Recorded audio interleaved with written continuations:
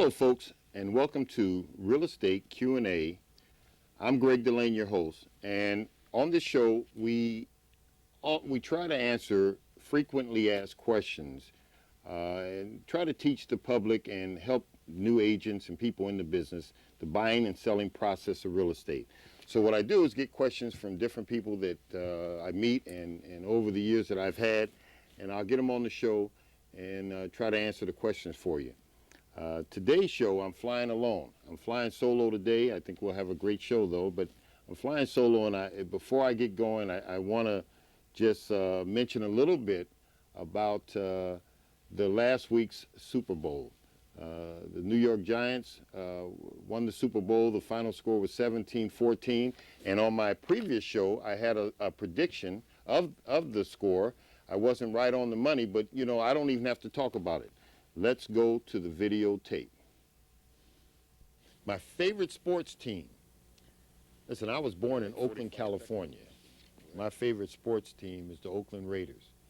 All right, don't kill me because I know the Raiders aren't doing well right now, but I'm a big silver and black fan, and they'll do better next year. Oh, and this is the Super Bowl is this Sunday. Let's go, New York Giants. Come on. I'd love to see the New York Giants win 27-24. Let me just throw that out there. 27-24. All right. So, listen, I was 10 points off from, it wasn't 27-24, but it was 17-14. So I guess if you were in your office pools and you had 7 and 4 at your end numbers, you did very well. I wish I had those numbers. I didn't win anything on my pools. But it doesn't matter. I'm so happy for the New York Giants. And as I said on my other show, I'm a long-time Oakland Raiders fan because I'm from Oakland. And so I'm a big Raiders fan. That's my favorite sports team. But today, the Raiders have to take their hats off to the New York champion, Super Bowl champion, New York Giants. Now, I have, for my guests, I have two people here today, two guests here today. And my two guests are the champion 2007 NFC champion New York Giants, and of course the Super Bowl champion New York Giants. That was a great game, and I think outside of Montana's pass with the 49ers to Dwight Clark, they call it the catch. I can't think of any greater catch than I saw than that young man that had the ball on the top of his head, and they marched down. So all praises go out to the Giants. They went out there and they did their thing, and I'm very happy for them. Okay, back to real estate. One of the questions that I got asked from one of my neighbors in my community, they asked me, what is a CMA? Because they had spoken to a couple of agents about possibly selling their house, and the agent said, well, I'll bring you by and I'll leave you a CMA. A CMA is what realtors use as for information to present to sellers to justify why they feel the number is the number for the value of their home. What a CMA stands for is competitive market analysis. Competitive market analysis.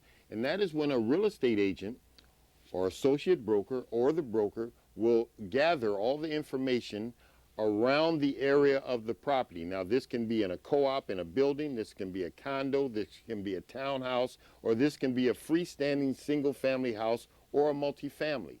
They gather all the information. Normally it's done within the last 6 months of what has recently sold, what is active, and what's in contract, and what is expired. They will gather this information, and it better help them determine what the property that they're going to look at should be listed for. Now, you're not going to take a house that is 3 bedrooms and 2 baths and it's a ranch with no garage, with just a driveway, and then compare that with a house that is 6 bedrooms, 3.5 baths, 3-level house. You'll look for ranches. If you're going to do a CMA on a person who's thinking of selling their house, and their home that they're selling, Mr. and Mrs. Seller is selling a ranch home, you'll try to find all ranches. That might not be possible. If it's not, then you might broaden out just a little bit. You will look to see if you can find exactly what they have and that would be the year it was born. If it was born, if the year it was born, the year the house was built. If the house was built in the 60s, you want to find a house in the 60s, same amount of age, same amount of square footage, hopefully same schools in that same area. Then you bring that information to the seller, and that's how you make a conscious decision of what the value of the property should be. I oftentimes go to a lot of presentations, and the seller will say, well, this is how much I want for my house. I want $700,000 for this house. That's fine. That's absolutely fine. You want to find out how they came to that number. A lot of times they'll say, well, Mrs. Jones down the street sold her house a year and a half ago and she got $650, and I should get more because I redid my kitchens or I just updated my bathrooms. And that's how you gather all this information together, and that information will tell you then what you feel a very competitive price will be to market that property. Now, the other question I was asked is, what is the MLS? I'm a member of the MLS. We work with the MLS. The MLS is the Multiple Listing Service. That is a service that a lot of realtors, all the different offices, Coldwell Banker, Century 21 Wolf, Century 21, Coldwell Banker, Prudential Rand, Weicker Realty, Delane Realty, we're all part of the Multiple Listing Service.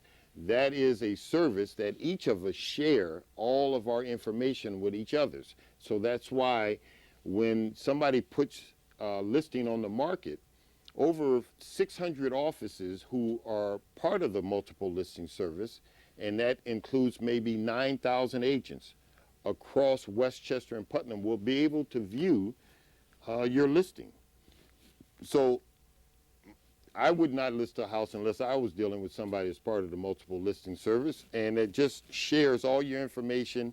That certainly means that, though, that if a buyer comes from another office and one office sells the house and the buyer comes from another office, then that commission will be split between the two offices.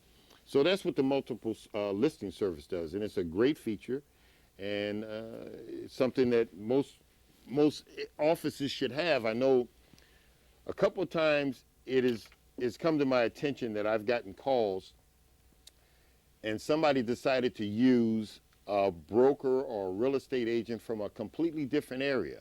And I don't know why they do this. Sometimes it's a family member, or sometimes it's somebody that they're associated with through some organization they're with. But it really kind of hurts the deal, because certainly if somebody from the Bronx right now asks me to list their property down in the Bronx, I'm licensed to list anywhere in New York. But what do I know about the Bronx? That's not where I'm from. And as a professional person in this business, I would probably get on the phone, call one of the top agents or top offices in the Bronx, and refer that listing to somebody down there that could help in that area. That broker or those agents that drive and go to the store and deal with that area are more accustomed to what the pricing is, what the market is, and what's going on closer to the area.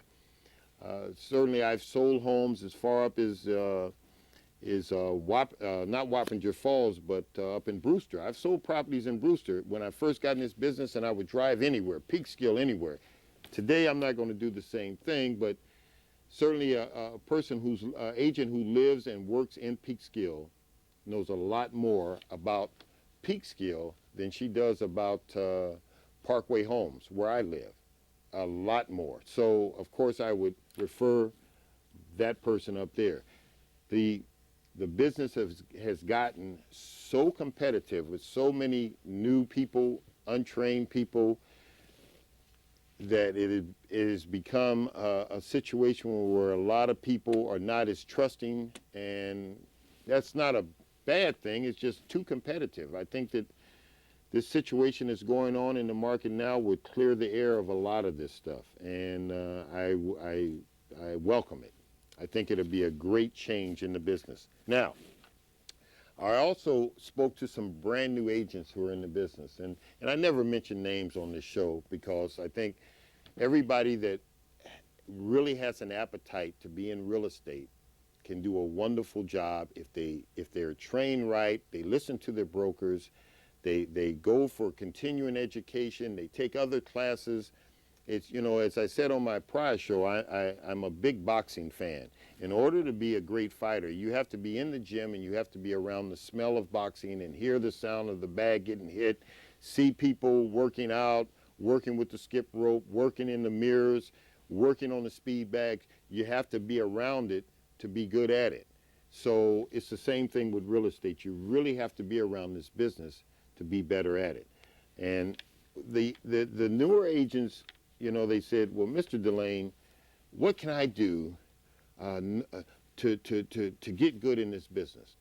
I will tell you that when you, the first things, here's some real basic, real estate 101. When you're taking a client out, a customer or a client, there's a difference, and it depends on if you're representing the seller or if you're representing the buyer, but we'll talk about this later. If you're taking somebody out to look for a property, pre-qualify them. Pre-qualify them means to sit down with them and ask them some very basic questions. As an agent, you can pre-qualify somebody asking them very basic questions. And these questions would be the same thing the person selling the house will ask you if you decide to submit an offer.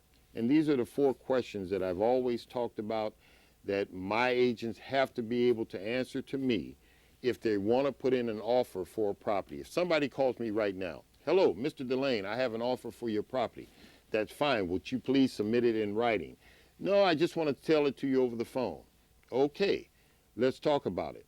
I'm not going to present it to my seller till it's in writing, but here are the 4 questions that have to be answered. Certainly, how much money are you putting down as a down payment? How soon do you want to take possession of this property? Is the sale of anything connected to the purchase of the property? And of course, who's your lending institution? If you're not going to bring a suitcase full of cash and you're paying all cash for the house, the difference in what you're putting down as a down payment and what the rest of the house is going to be paid for, the value of what you're paying for the house, has to be paid somewhere because the seller is getting all their money at the closing. So, of course, you have to borrow that money from the bank. So who's your lending institution? I want to take a look at that piece of paper. So the 4 questions, let me say this again. How much are you putting down as a down payment? How soon do you want to close on this house? Is the sale of anything connected to the purchase of buying the house? And who's your lending institution? Now, a lot of new agents make the mistake of not asking these questions, and then of course down the line in the deal, all these questions have to be asked anyway. And a lot of people don't want to know if somebody has to sell something in order to buy. And that's not a difficult thing. If they have to sell in order to buy, that can be done. But it's better to find out up front than down the road after the deal has been put together. And the worst thing in the world is to hear somebody say, oh, by the way, I have to sell my co-op in order to close on the deal. You have to sell your co-op? Yes. Well, is it on the market? No, I was thinking about putting it on next week. Really? So you haven't put your co-op on the market. You have to take the proceeds from the sale of your co-op in order to move ahead with the purchase of this house that I put an offer in for you. It gets very complicated. So it's better to ask these questions up front.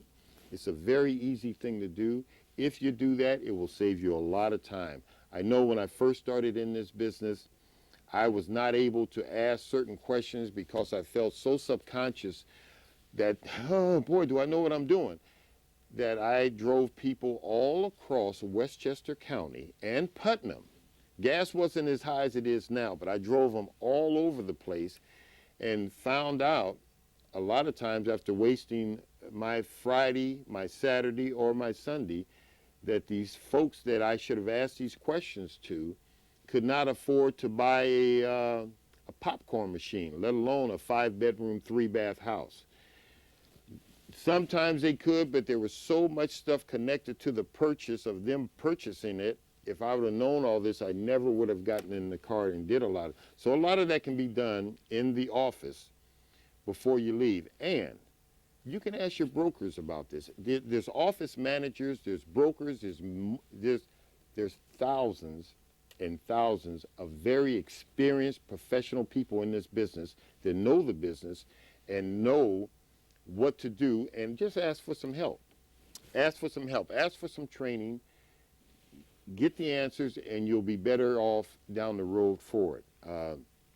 Certainly, I learned through experience. Experience is the best teacher, and I've always said on my show, experience is the difference. But some of these things you're not going to learn until it happens to you.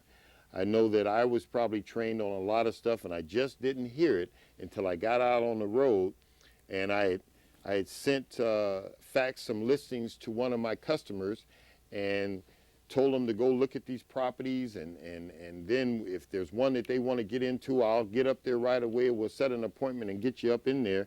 And I remember taking somebody up to a Mohegan Lake early on in this business. And I think I may have had $20 that Saturday morning, and I filled up my tank, and I looked for the address and got them all the way up there. There were 3 houses that they wanted to see that I had given them 9 listings to go look at. And then when I was driving up there with them, we pulled up into the first house that they wanted to see, and they said, "Oh, no, I don't like the way this looks.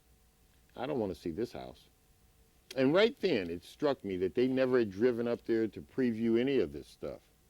And I was so stunned, because I had shared with them that if you do your work, we can get twice as much stuff done. So please drive up, take a look, and there's 9 places. You might only want me to get you into 3 of them, but then I'll get you up there. And I remember planning and getting to the office like an hour and a half early to go over the maps and make sure where everything was. And we drove up, and as soon as they let me know that, "Oh, no, I don't like this area, I don't want to see that house," and we were driving to the next house, I knew that they had never driven up there to look at anything.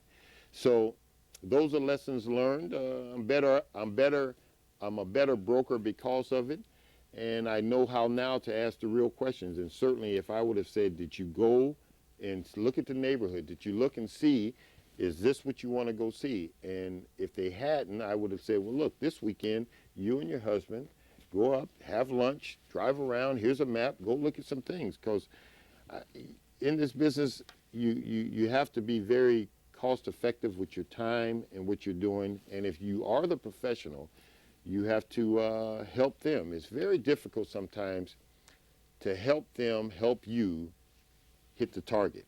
You have to sometimes get the information that you need from them to very much help them in the best way you can. Now, another thing I want to talk about, and I must have had counsel with a couple of these new agents when I was sharing with them. They saw me at Dunkin' Donuts and on Virginia Road, and they asked me a couple of questions. And here's another thing. You got to be able to ask closing questions. And it's just being upfront. You got to be able to ask closing questions. If you don't, you'll be running around forever and waiting for them to decide what they want to do. You got to be able to ask some kind of closing questions, because if you don't, I see new agents, I see them, people struggle with the close because their presentation is so weak. The basics say your prospect, present, and your close. Your strength comes in the middle in your presentation. You know what to say, who to say it to, when to say it. See, if you know what to say, you'll go out and you'll call expired listings. You'll call for sale by owners. You'll say, "I'll get them," because I know what to say. But if you don't know what to say, guess what? You don't call anybody.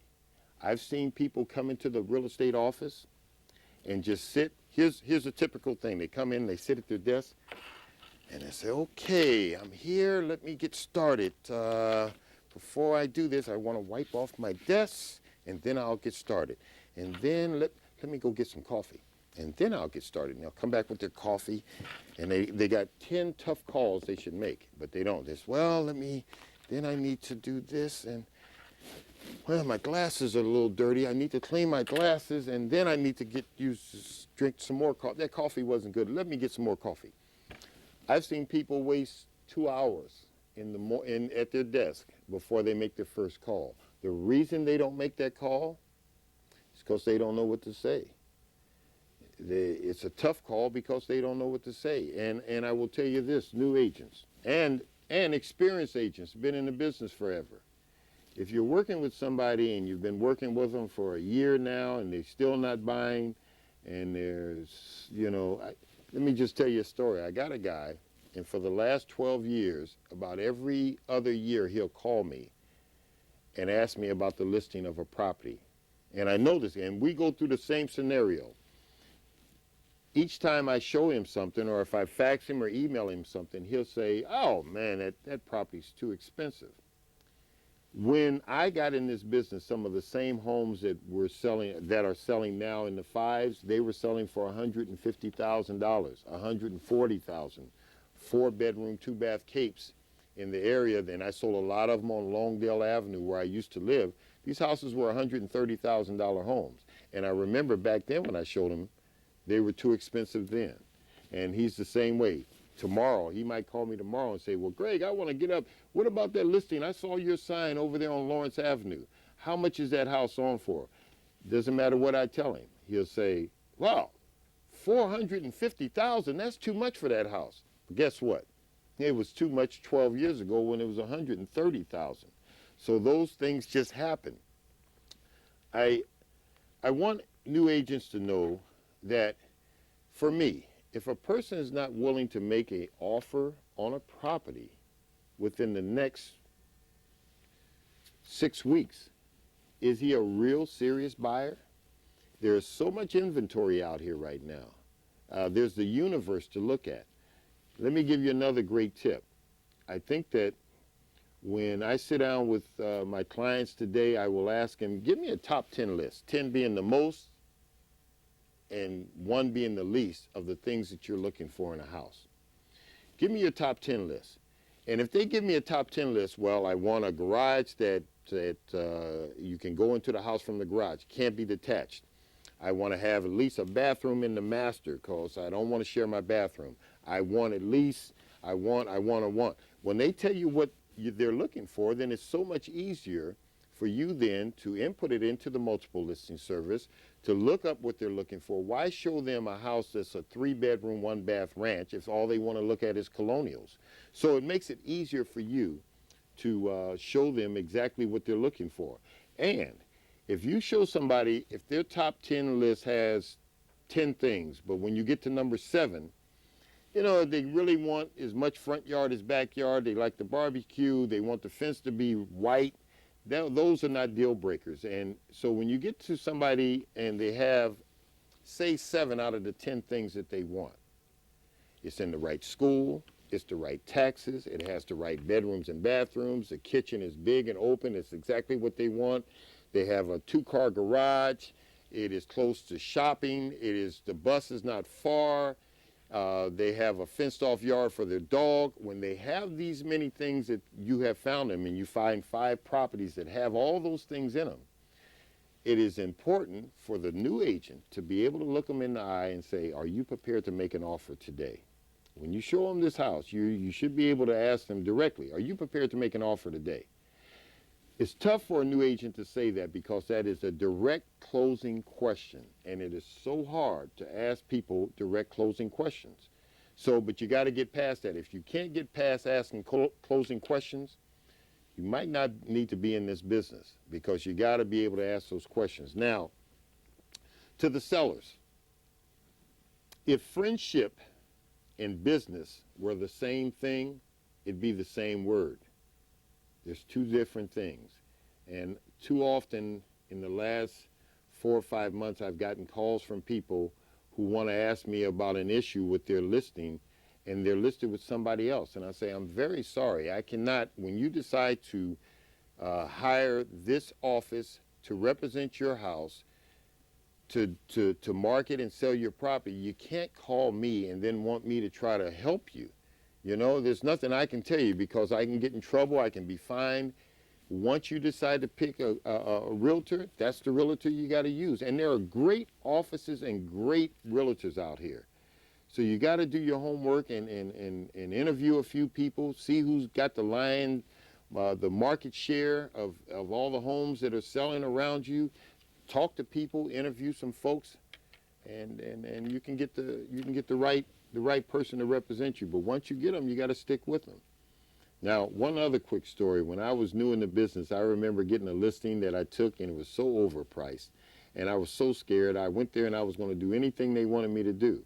I went there and the guy said, I want you to be here every time we have a showing. I said, okay. And he says, and I also, every Sunday, I want an open house. And I said, okay. And I want to list my house for $450,000. And it was only worth $3. And I said, okay. And he said, and whenever you come in, if you see any papers on my lawn, try to pick those up before you have an open house because I want my lawn to show real life. Okay, and I want you to do this for this percentage. And I said, oh, okay. And the reason I said all that is because I didn't know who the professional was there. And certainly you got to be at some point able to say, no, I can't put you in the New York Times. No, I can't do an open house every day. No, I can't. And it's funny because the house that I went in and I said, wow, you think we could do a little work in here? And the guy said, what's wrong with this shag carpet? You know, I put that shag carpet in and it's nice. And it was shag carpet. It was 20 years old. But listen, you'll learn as you go. This is a tremendous business to be in. I come on this show to try to help and talk and teach people because the industry that I'm in has done very well for me and my wife and my kids. It is a great business to be in. I was trained by my mentor, great guy, owns 4 offices, 150 agents. I've spoke of him before, Nick Wolf, and he gave me the opportunity to get going in this business. And when I met Nick Wolf, I was living at the YMCA on Mamaroneck Avenue. Didn't have a car, but things have changed in my life. I worked hard. I didn't take things personal. I did the best job I could. I showed up, you know, and I was honest. And we have to have the trust of the public. So, in closing, listen again. The New York Giants. I loved that game. That was one of the greatest Super Bowls I've ever seen. And guys, I'll see you next week.